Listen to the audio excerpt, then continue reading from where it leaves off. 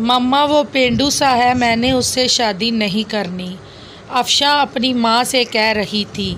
माँ ने प्यार से कहा, बेटी वो तुम्हारा कज़न है, अच्छा लड़का है, क्यों शादी नहीं करनी उससे। अफशा ने कहा, मम्मा वो पेंडू सा है, ना उसे कपड़े पहनने की तमीज़, ना उसे बात करने की तमीज़ है, मैं उसके साथ शादी नहीं करूँगी।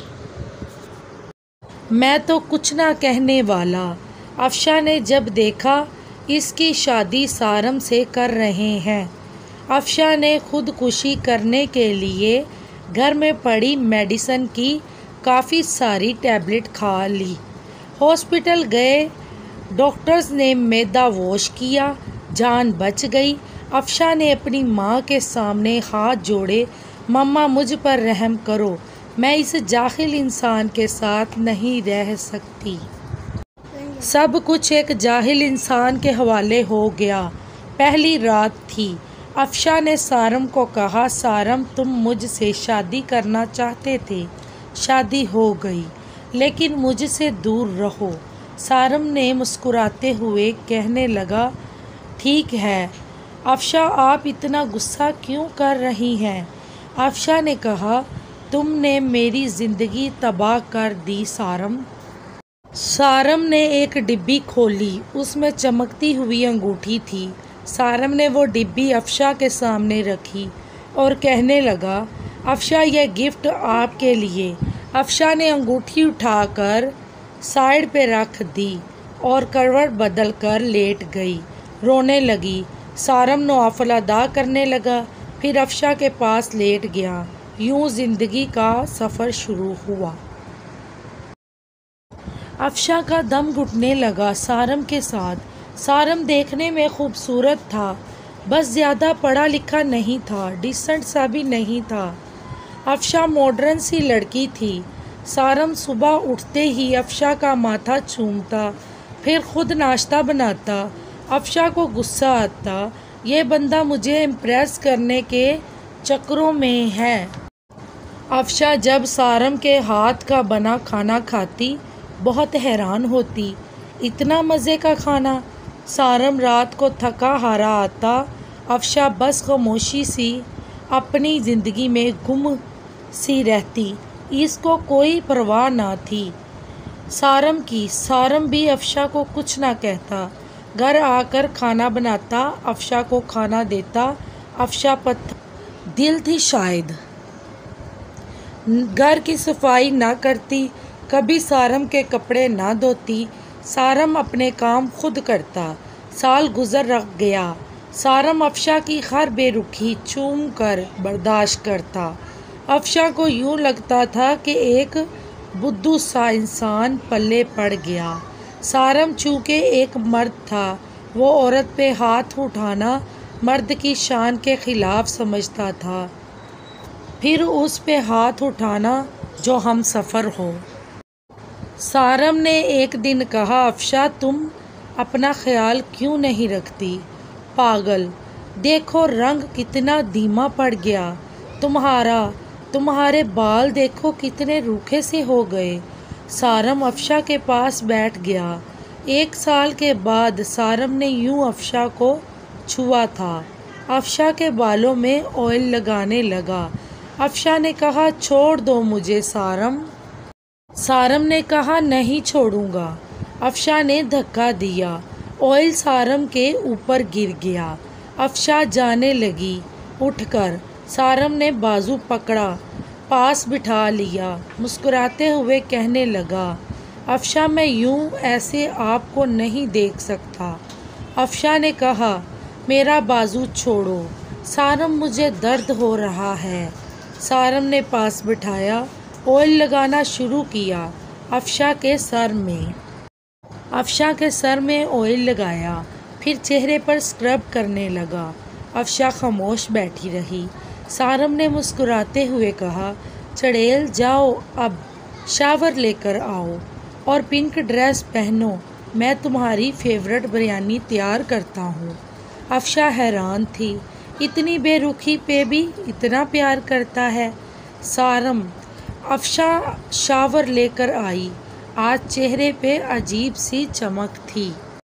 अफशा ने अपनी दोस्त को कॉल की। यार, सारम ने ऐसे किया मेरे साथ। इसकी दोस्त ने कहा, सारम अच्छा इंसान है, इसकी कदर करो अफशा। अफशा ने कहा, वो मुझे इम्प्रेस कर रहा है। इसकी दोस्त ने कहा, अफशा, किस्मत वालों को ऐसे मर्द, ऐसे हम सफ़र मिलते हैं। इतने में सारम ने आवाज़ लगाई, जा पनाह, खाना तैयार है, आ जाओ। अफशा मुस्कुराने लगी। आज बिरयानी से मज़े की खुशबू आ रही थी। अफशा ने खाना शुरू किया। इतने मज़े की बिरयानी, उसका दिल चाहा तारीफ़ करे सारम की, लेकिन खामोश रही। खाना खाया, कमरे में सोने चली गई। सारम ने बर्तन उठाए, वॉश करने लगा। बर्तन वॉश किए, सारा दिन का थका हारा बेड पे पड़ा सो गया। सुबह उठा, अफशा को उठाया, कहा, अफशा मेरी जान, नाश्ता तैयार कर दिया है, कर लेना, मैं जा रहा हूँ। और हाँ, आज तुम्हारे लिए गिफ्ट लेकर आऊँगा। रात को सारम घर आया। हाथ में एक गुलाब का फूल था। अफशा कुर्सी पर बैठी हुई थी। गार्डन में हल्की सी हवा चल रही थी। शाम का वक़्त था, हल्की सी रोशनी थी। लगा, क्या है सारम? सारम ने कहा, ये हम दोनों की खुशी है अफशा। अफशा ने कहा, बताओ सारम, ये क्या है? सारम ने प्यार भरे लहजे में कहा, ये हमारे नए घर के पेपर्स हैं। मैंने नया घर लिया है और तुम्हारे नाम किया है। अफशा को यकीन नहीं हो रहा था। अफशा ने देखा, नया घर, वो भी मेरे नाम। अफशा कुर्सी पर बैठ गई और आंखों में आंसू आ गए। सारम, इतनी मोहब्बत! सारम की आंख से पहली बार आंसू छलका था। सारम ने कांपती हुई आवाज़ में कहा, अफशा, एक चीज़ मांगूं? अफशा ने हाँ में सर हिला दिया। अफशा, हमेशा खुश रहना जानती हो? तुम परी सी हो, मासूम सी, बहुत प्यारी हो तुम। मैं बहुत खुश नसीब हूँ, तुम जैसी हमसफ़र मिली मुझे। अफशा, हमारी शादी को 2 साल गुजर गए, लेकिन हमने कभी एक दूसरे को सीने से नहीं लगाया। मुझे आज सीने से लगा लो। अफशा ना चाहते हुए आज सारम को सीने से लगा लिया। सारम ज़ोर से सीने से लगा, रोते हुए कहने लगा, ये बाहें क्या पता नसीब हो ना हो। इतना कहकर सारम कमरे में चला गया। अफशा को समझ नहीं आ रहा था क्या करे। सारम को क्या समझती थी, और सारम कितना अच्छा इंसान है। कितना बुरा सलूक किया मैंने सारम के साथ। अफशा का दिल चाह रहा था सारम की बाहों में समा जाए। सारम की बेपनाह मोहब्बत 2 साल में सारम को इग्नोर करती रही। सारम फिर भी मुझे चाहता रहा। रात भर अफशा ख्वाब देखती रही, कल सारम के लिए नाश्ता खुद बनाऊंगी। सारम को अब दुनिया की हर खुशी दूंगी।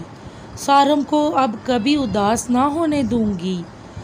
रात बीत गई। अफशा उठी, नाश्ता तैयार किया, बहुत खुश थी।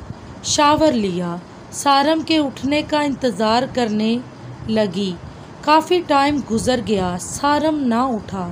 अफशा कमरे में गई, मोहब्बत से आवाज़ देने लगी, सारम उठ जाएं, मैंने आज आपके लिए नाश्ता तैयार किया है। सारम करवट किए हुए सोया था। अफशा ने मोहब्बत से सारम को छुआ, देखा सारम का जिस्म ठंडा पड़ चुका है।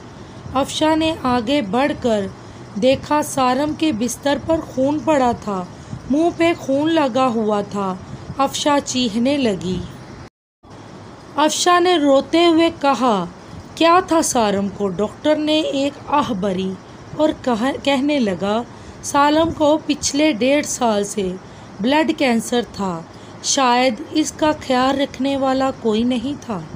मुझे अक्सर कहता था, डॉक्टर साहब, मैं किसके लिए जीऊँ? कोई है ही नहीं मेरा जो मुझे अपना कह सके। मेरे घर में इंतज़ार करने वाला कोई नहीं। कोई नहीं जो मुझे मोहब्बत से पूछे दिन कैसा गुजरा। कोई नहीं है जो मुझे कहे आप थक गए हैं चलो सर दबा दूं। रात को कमरे में अकेला दर्द से तड़पता हूँ, लेकिन कोई नहीं है जो मेरा दर्द समझे। अफशा ज़मीन पर गिर गई।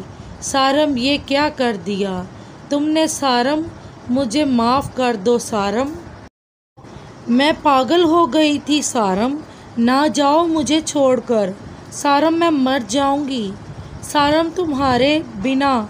सारम की लाश सामने पड़ी थी जो ज़िंदगी में शायद अफशा की मोहब्बत को तरसता रहा।